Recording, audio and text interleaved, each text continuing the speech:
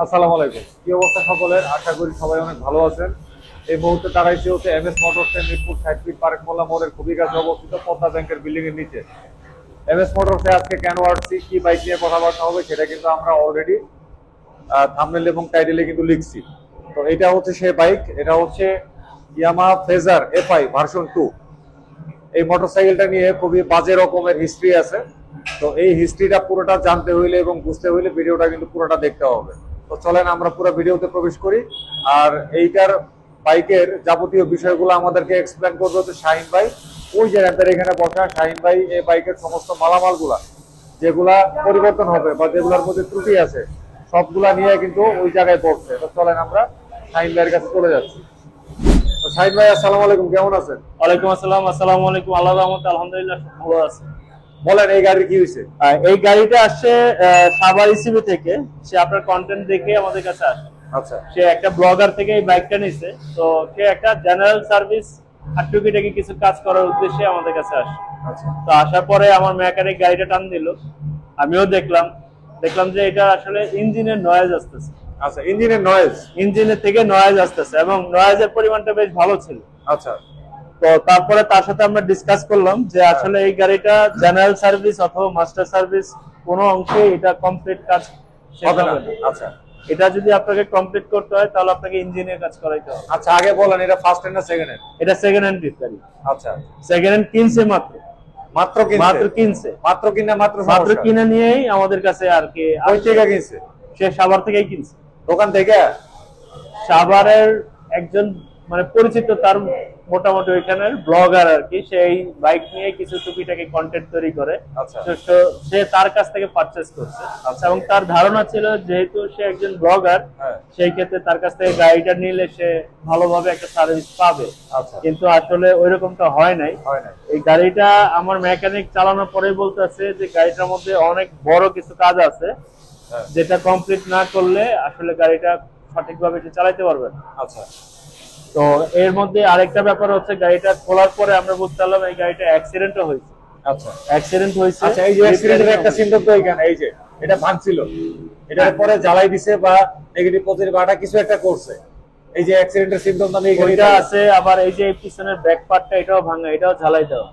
ও, এর negative positive আটা মারা, এটাও ঝালাই দেওয়া। আর আরেকটা বিষয়, এগুলো তো বোঝা যায়। আরেকটা জিনিস সেটা হচ্ছে আপনার সাইলেন্সার, এক্সস্ট। আচ্ছা, এক্সস্টে কি হইছে? ও, এটা পুরো বাঁকা হয়ে গেছে। এটা বাঁকা হয়ে গেছে। বুঝতে পারছি। এটাও ঠিক করতে হবে আমাদের। আচ্ছা, বুঝতে পারছি। এটাও ঠিক করতে হবে। মানে এটা যে অ্যাক্সিডেন্ট হয়েছে এটা প্রমাণ হইলো এগুলো? হ্যাঁ। আচ্ছা, আর আরেকটা যে বিষয়, এগুলো তো আসলে আউটডোরের কাজ, এগুলা কমপ্লিট করাই যায়। হ্যাঁ। তো বিষয়টা হয়ে গেছে ইঞ্জিনের যে কাজের ব্যাপারটা। হ্যাঁ। আসলে আমরা তো ক্যারেন্সের জায়গায় অনেক সময় কানেক্টিং দিয়ে কাজ ছাড়তে পারি। হ্যাঁ। এইটা আসলে কানেক্টিং দিয়ে কাজ ছাড়ার মতো কোনো স্কোপ নেই। আচ্ছা। কারণ আপনি দেখেন এই যে এইখানে একদম প্যাচ বলতে কিছুই নাই। এটার মধ্যে একটা বুশ বসে। জি। তো এটা নতুন করে প্যাচ করে বুশ বসাইলে এটার অ্যাকুরেট যে সাউন্ড সেটা কখনোই আসবে না। রাইট, আপনার সাথে আমি একমত। তার মানে এখানে শুধু কানেক্টিং রডে কিছু যাবে আসবে না। কারণ অনেকে বলতে পারে যে কানেক্টিং রডটা চেঞ্জ করে এটা প্যাচগুলো লেদে কাজ করায় নিয়ে কাজ শেষ করে, বাট এটাতে অ্যাকুরেট সাউন্ড কখনোই আসবে না। তো যার কারণে আমরা এটা কমপ্লিট চেঞ্জের জন্যই ডিসিশন নিয়েছি।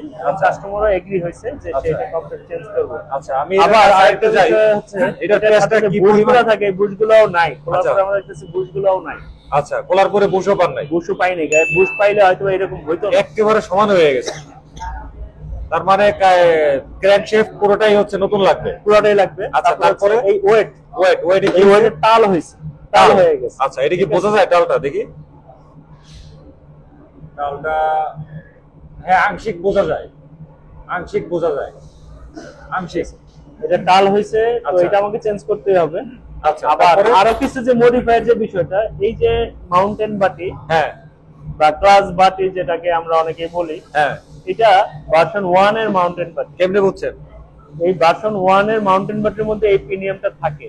এই প্রিমিয়ামটা ভার্সন 1 এ থাকে। আর ভার্সন 2 এর এই প্রিমিয়ামটা থাকেই না, একদম কমপ্লিট প্লেন থাকে। আচ্ছা, তাইলে এইটা ভার্সন 2 এর এই ইয়াতে ক্লাসের মধ্যে সেকশনে ধরাইলো কেমনে? এটা ধরানো যায়, এটা ধরানো যায়। কোন বিষয় কোন না এমনি কোনো সমস্যা না, তবে নয়েজ দেয় একটা একটা নয়েজ আসে এই প্রিমিয়ামটার কারণে, এই প্রিমিয়ামটার কারণে। এইখানে ভার্সন 2 এর প্রিমিয়ামটাও দিতে হয়, এটা আলাদা ভাবে থাকে, আলাদা টোটাল ধরেন এই যে এরকম একটা ভার্সন 2 এর আলাদা একটা প্রিমিয়াম পারচেজ করতে হয়, আর এইখানে একদম কমপ্লিট প্লেন থাকে। প্লেন, বুঝতে পারছি, ঠিক আছে। তো এই হলো বিষয়, এই মাউন্টেন বাড়িটা আমরা চেঞ্জ করতে হবে। ফেজার ভার্সন 2 এর মধ্যে এফজেড ভার্সন 1 এর মাউন্টেন বাড়ি দিচ্ছে। বিষয়টা হচ্ছে এফজেড এ এমনিতে আপনি জানেন যে 5-7,000 10,000 হইলে এই মাউন্টেন বাটির বুশগুলা রাবারগুলা ছেড়ে দেয়, যার কারণে একটা নয়েজ দেয়। ম্যাক্সিমাম ক্ষেত্রে যেহেতু গাড়িটাও চলছে মিটারে দেখাইতেছে 16,000, কিন্তু আমরা ধারণা করতেছি গাড়িটা 50,000 প্লাস চলছে। আচ্ছা, তো 50,000 প্লাস চলছে যেহেতু সে 2-3 বার হয়তো মাউন্টেন বাটির কাজ করছে করার পরে তারপরে সে এই যে রিপিট গুলো এগুলোর মধ্যে হাতুড়ির পিটা আছে, এটা রিপিট করা হয়েছে, বেশ করা হয়েছে। আচ্ছা, একদিকে ভার্সন 2 এর মধ্যে ভার্সন 1 এর মাউন্টেন বাটি দেওয়া, তারপর এটা হচ্ছে রিপেয়ার করা বাটি, রিপিট করা বাটি। রিপিট এটা আমার জন্য কোনো একটা সমস্যা ছিল না, কিন্তু সমস্যাটা হচ্ছে ভার্সন 1 এর এই মাউন্টেন বাটিটা যদি দেই আমি সাউন্ড নিয়ে সন্তুষ্ট থাকব না। আচ্ছা, বুঝছি। তারপরে হচ্ছে যে ক্যাম্প, এই ক্যাম্পটা আমার চেঞ্জ করতে হবে। ক্যাম্পগুলা জ্যাম হয়ে গেছে, এখন এটা চাইলে আমি বেয়ারিং গুলা চেঞ্জ করে কাজ করতে পারবো, বাট সেই ক্ষেত্রে আমার জন্য বেটার হয় হচ্ছে কমপ্লিট ক্যাম্পটা চেঞ্জ করে ফেলবো। বুঝতে পারছি, চেঞ্জ করলে আমার জন্য বেটার, সাউন্ড গুলোও ভালো থাকবে। আচ্ছা, বুঝলাম। তারপরে ক্লাস প্লেট, ক্লাস প্লেট তো মাস্ট বি, এটা আপনি নিজেই বুঝতেছেন যে ক্লাস প্লেটে এটা ইউজ করার মতো কোনো স্কোপই নাই, এটা পুরো গাদ হয়ে গেছে। এটারে আমি যে ইউজ করব কোনো জায়গা নাই। তারপরে যে ক্লাস বাটি গুলো অরিজিনাল না, এটা লোকাল বাটি। এটা অরিজিনাল না, লোকাল বাটি। আচ্ছা, এটা লোকাল বাটি বুঝছেন কেমনে ভাই? এটা আসলে অরিজিনালের মধ্যে আপনার দেখাই এত পাতলা কেন? অনেক পাতলা। বিষয়টা তো আপনারা তো প্রথমেই বললাম যে এটা ক্লাস বাটিটা অরিজিনাল না, এফজেড ভার্সন 2 এর ক্লাস বাটি আমি আগে দিছি, আমার কাছে এত পাতলা লাগে। কোম্পানির নাম লেখা থাকে, এটা কিন্তু অনেক ওজন, এই অরিজিনাল বাটি কিন্তু আরো ওজন থাকে। এটা আমার কাছে ওই তুলনায় কোনো ওজনই লাগতেছে না। দেখেন এখানে লেখা থাকবে, কিছু লেখা নাই, ঠিক আছে। এটা আমার চেঞ্জ করতে হবে, আবার এমনিতেও আমার এটা ইউজ করার মতো কোনো স্কোপ নাই। না, 2 নাম্বার জিনিস আর কি, 2 নাম্বার তো 2 নাম্বারই। প্রেসার প্লেট গুলো আমার চেঞ্জ করতে হবে। প্রেসার প্লেট গুলো তো স্পট পড়ে গেছে। প্রেসার প্লেট গুলো কোনোভাবে ইউজ করার মতো অপশন নাই। এইগুলো একটা। তারপর হচ্ছে যে ইঞ্জিন প্লাস লিভার যেটা, এটা আমাকে চেঞ্জ করতে হবে। আচ্ছা, এটা চেঞ্জ করতে হবে। আচ্ছা, তারপর হচ্ছে টাইমিং চেঞ্জ করতে হবে। এটা তো মাস্ট। তারপর হচ্ছে অ্যাডজাস্টার চেঞ্জ করতে হবে গেল। আর এই কমপ্লিট সিলিন্ডার ব্লকটা আমি কমপ্লিট চেঞ্জ করব। আচ্ছা, ঠিক আছে। এই যে ওনার তো ইঞ্জিন অয়েল কম, তো এই যে উপরে ইঞ্জিন অয়েল কম পাইছি আমরা, ইঞ্জিন অয়েল আমরা এমনিতে কম পাইছি। এটা প্রমাণ হচ্ছে এইটা, এই যে এখানে আমি দেখাই দিছি। আচ্ছা, তাহলে সিলিন্ডার ব্লক গেল, সিলিন্ডার ব্লক যাবে। তারপরে হচ্ছে ক্যারেংশেপের যেহেতু বেয়ারিং কমপ্লিট যাচ্ছে, অতএব এইটা আর আলাদাভাবে আমার কিছু করতে হবে না। আর ইঞ্জিন পার্টের যে বেয়ারিং গুলো আছে সবগুলো আমরা চেঞ্জ করব। হয়তোবা কিছু কিছু বেয়ারিং 60-70% ভালো আছে, তারপরে যেহেতু এটা ইঞ্জিনের কাজ করতেছি আমরা, সেই ক্ষেত্রে আমি সবগুলো বেয়ারিং চেঞ্জ করব ইঞ্জিনের, যাতে আমার সেকেন্ড টাইম আর এই ইঞ্জিনে হাত না দিতে হয়। আচ্ছা, এই যে ক্লাস সাইডের নাট, এই নাটগুলো আমি অসংখ্য বাইকে দেখছি, এগুলোর এইভাবে ছেনি দিয়ে পিটায় তারপরে খুলে, কোন ধরনের আধুনিক যন্ত্রপাতি দিয়ে খুলে না। এটার মধ্যে আমি একই অবস্থা দেখতেছি। এই নাটটাই প্রমাণ করে এই মোটরসাইকেলটা বর্তমান মালিকের আগের মালিকের কাছে যে ছিল, তিনি কেমন ছিল এবং তিনি কেমন জায়গায় কাজ করাইতেন, এই নাটটাই প্রমাণ করে। তার মানে এখনকার যে মালিক, তিনি একজন হতভাগা মালিক আর কি, এতে কোনো সন্দেহ নাই। এই নাটের চেহারাটা দেখলেই আর বাকি পরিস্থিতির কথা বুঝতে আমাদেরকে একদম পুরো সহজ হয়ে যায়। আচ্ছা, তারপরে শাহিন ভাই? তারপরে হচ্ছে রোকার গুলা হালকা জ্যাম আছে। এখন এটার ব্যাপারে আমি এখনো ফাইনাল ডিসিশন নেই নাই, এটা কি চেঞ্জ করব না থাকবে। আচ্ছা, এখন এটা দেখি আগে, এটার ব্যাপারে ডিসিশন নেই। তবে এই বস বাফার বেয়ারিং যেটা, এটা আমাকে অবশ্যই চেঞ্জ করতে হবে। আচ্ছা, এটার মধ্যে আসলে এটা এক কথায় সিজ করছে যেটা বলি আমরা, সেরকম দেখেন আপনার এই যে ভিতরে স্পট পড়ে গেছে, এটার মধ্যে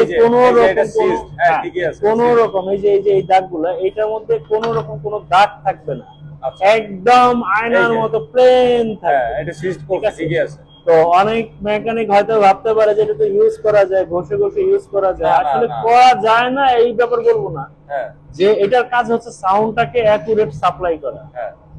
এটা কিন্তু গাড়ি চলার ক্ষেত্রে খুব একটা প্রতিবন্ধকতা তৈরি করবে ব্যাপারটা তা না, কিন্তু এটা আপনাকে সাউন্ড ঠিক করবে। ঠিক আছে? তো এই সাউন্ডটা যদি আপনি অ্যাকুরেট চান, আপনাকে এটা 100% ভাবে চেঞ্জ করতে হবে। হ্যাঁ, তো এটা চেঞ্জ হবে। আচ্ছা।